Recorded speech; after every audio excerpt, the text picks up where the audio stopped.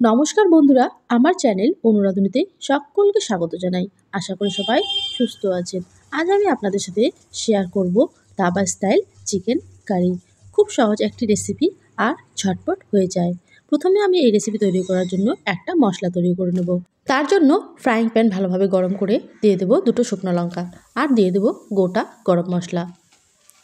একটু নাড়িয়ে নেব। তারপর দিয়ে দেব 1 চামচ গোটা ধনিয়া আর 1 চামচ গোটা জিরে। মশলাটা আমি হালকা ভেজে নেব যতক্ষণ না মশলা থেকে একটা সুন্দর গন্ধ বেরিয়ে আসছে। বন্ধুরা, এভাবেই চিকেন কারি একবার তৈরি করবেন, খুবই ভালো লাগবে খেতে।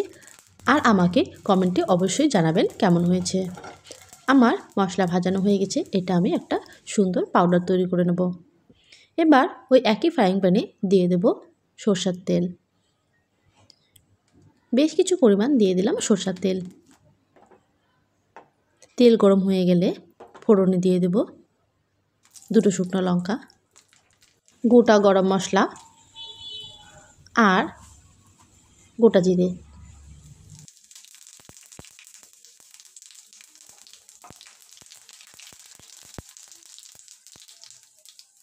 এবারে দিয়ে দেব 3টে পেঁয়াজ কুচি আর কয়েকটা চেরা কাঁচা লঙ্কা। কিছুক্ষণ পেঁয়াজটা ভেজে নেব। বন্ধুরা, এখানে পেঁয়াজটা হালকা ভেজে নেব, খুব বেশি গোল্ডেন ব্রাউন করব না। দিয়ে দেব আদা রসুন বাটা। এখানে আমি 2 চামচ আদা রসুন বাটা ব্যবহার করেছি। কিছুক্ষণ নাড়িয়ে নেব যাতে আদা রসুনের কাঁচা গন্ধ চলে যায়।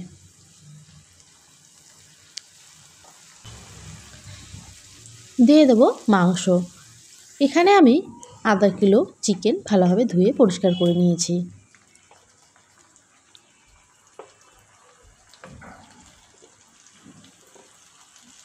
চিকেন দেওয়ার পর প্রায় 7 মিনিটের মতো আমি ভেজে নেব।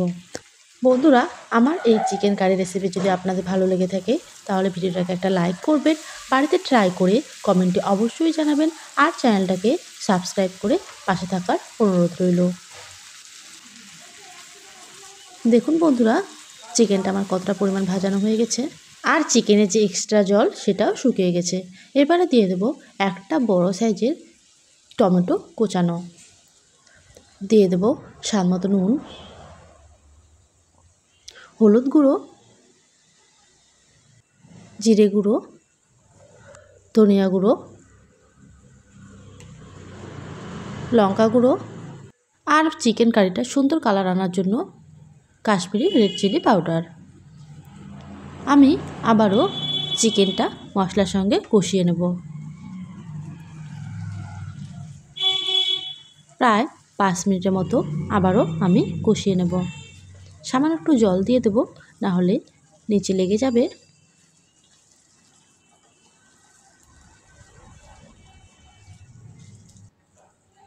মিডিয়াম টু লো আঁচে আমি বেশ সুন্দর করে চিকেনটা কষে নিচ্ছি। চিকেন কষানো হয়ে গেলে গ্যাসের আঁচ লোয়ে রেখে এবারে দিয়ে দেব ফেটানো টক দই। এখানে আমি 3 থেকে 4 চামচ টক দই ফেটিয়ে নিয়েছি। এবারে দিয়ে দেব ভাজা মশলা পাউডারটা। এখানে আমি অর্ধেক পরিমাণ মশলা পাউডার প্রথমে ব্যবহার করব আর শেষের দিকে অর্ধেকটা ব্যবহার করব। ভালোভাবে মাংসের সঙ্গে মিক্স করে নেব। মিক্স হয়ে গেলে গ্যাসের আঁচ মিডিয়াম টু লোয়ে রেখে প্রায় 10 মিনিটের মতো ঢেকে রান্না করব। এক্সট্রা কোনো জল ব্যবহার করিনি।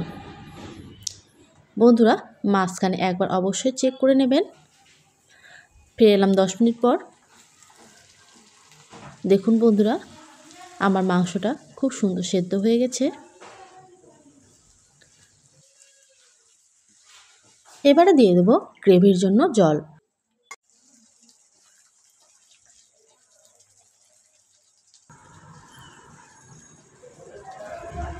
জল ফুটে উঠলে দিয়ে দেব বাকি ভাজা মশলা পাউডারটা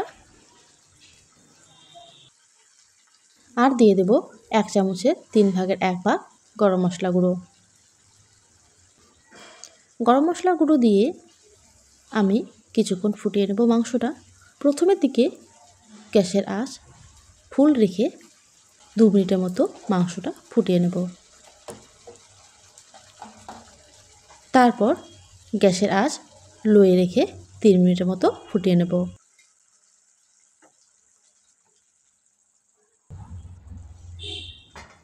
দেখুন বন্ধুরা, বেশ সুন্দর একটা কালার এসেছে।